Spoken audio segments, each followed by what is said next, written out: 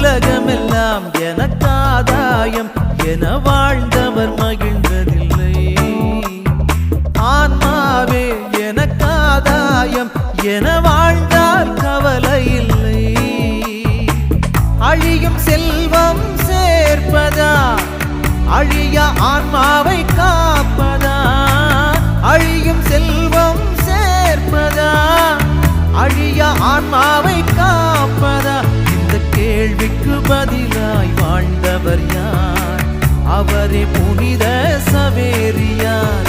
உலகமெல்லாம் எனக்காதாயம் என வாழ்ந்தவர் மகிழ்ந்ததில்லை.